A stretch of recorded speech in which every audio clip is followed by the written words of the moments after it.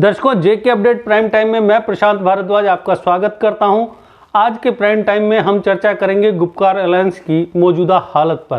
5 अगस्त 2019 के बाद विभिन्न कारणों से अलग थलग रहे जम्मू कश्मीर के विपक्षी दल, खासतौर पर घाटी केंद्रित दलों ने अपना सियासी वजूद बचाने के लिए डीडीसी यानी डिस्ट्रिक्ट डेवलपमेंट काउंसिल चुनाव से ठीक पहले एकजुटता से बीजेपी का मुकाबला करने के लिए गुपकार अलायंस के नाम से जो अलायंस बनाया था, उस अलायंस की नींव डीडीसी चुनाव के रिजल्ट आने के बाद से ही आपसी मतभेदों और अंदरूनी उठाफटक से थरथराने लगी है। भारतीय जनता पार्टी के खिलाफ गुपकार अलायंस की एकजुटता उठापटक तेज होने के कारण किसी भी वक्त दम तोड़ सकती है।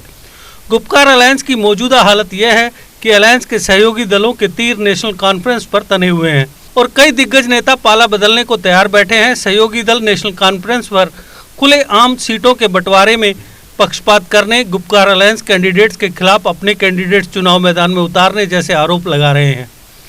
डीडीसी चुनाव में 280 सीटों पर चुनाव लड़कर 110 सीटें जीतने पर भी अलायंस सहयोगी एक दूसरे पर आरोप प्रत्यारोप लगा रहे हैं। नेशनल कॉन्फ्रेंस से नाराज कुछ नेता तो जम्मू कश्मीर अपनी पार्टी के साथ बातचीत कर पाला बदलने की तैयारी में है। अलायंस के सहयोगी दलों में सबसे ज्यादा नाराजगी सीट बंटवारे को लेकर है। उनके मुताबिक नेशनल कॉन्फ्रेंस के ज़्यादा उम्मीदवारों के चुनाव लड़ने के बावजूद कई सीटों पर नेशनल कॉन्फ्रेंस ने अलायंस कैंडिडेट्स के खिलाफ प्रॉक्सी कैंडिडेट्स को चुनाव मैदान में उतारा। इस कारण कई सीटों पर अलायंस कैंडिडेट्स को हार का सामना करना पड़ा। गुपकार अलायंस के घटक दलों में मतभेद लगातार बढ़ते जा रहे हैं। लगभग रोज ही इन दलों के नेता एक दूसरे पर कई स्थानों पर हुई हार का ठीकरा फोड़ रहे हैं।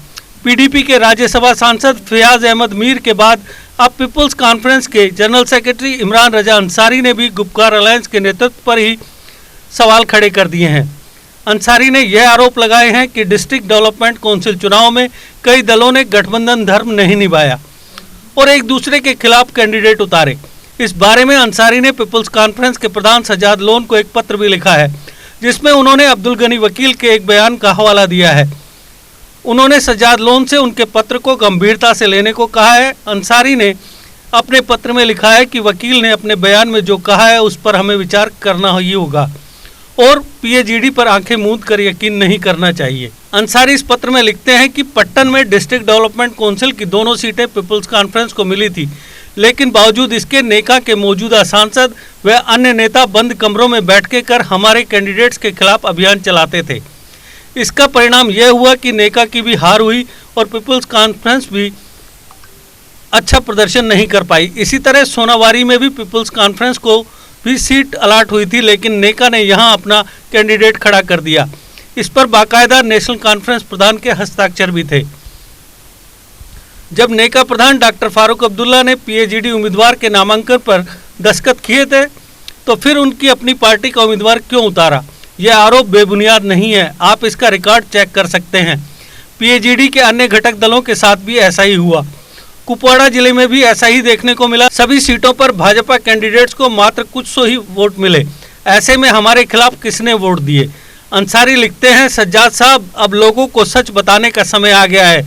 हमारे कार्यकर्ता और नेका कार्यकर्ता दोनों ही सब कुछ जानते हैं। ये चुनावी लड़ाई पूरी तरह से नेशनल कॉन्फ्रेंस और पीपुल्स कॉन्फ्रेंस के बीच ही थी। अंसारी ने कहा कि हमने उन नेताओं के खिलाफ क्या कार्रवाई की जिन्होंने गुपकार गठबंधन को हराने के लिए काम किया। मैं आपका ध्यान हमें अलाट की गई सीटों की तरफ भी दिलाना चाहता हूं। घाटी के 140 सीटों में से पीपुल्स कॉन्फ्रेंस को सिर्फ 10 ही सीटें दी गई थी। उन्होंने नेशनल कॉन्फ्रेंस और पीडीपी पर भी कई सवाल दागे।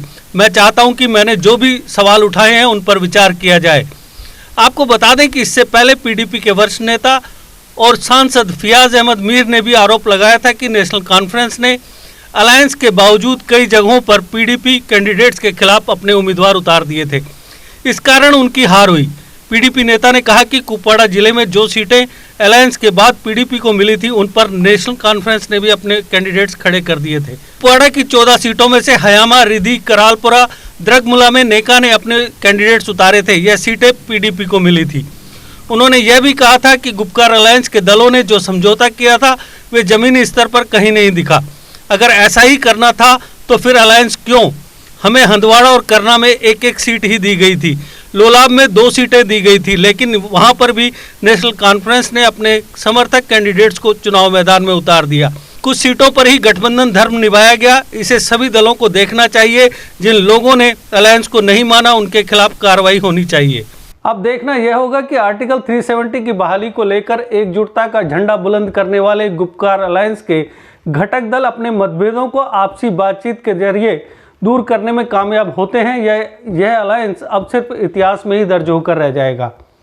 आज के प्राइम टाइम में बस इतना ही। कल किसी नए मुद्दे पर आपसे फिर होगी मुलाकात। तब तक दीजिए इजाजत। नमस्कार।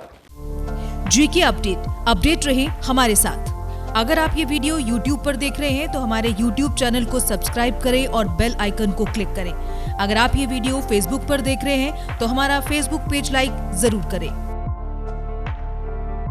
For advertisement please contact 7051091811।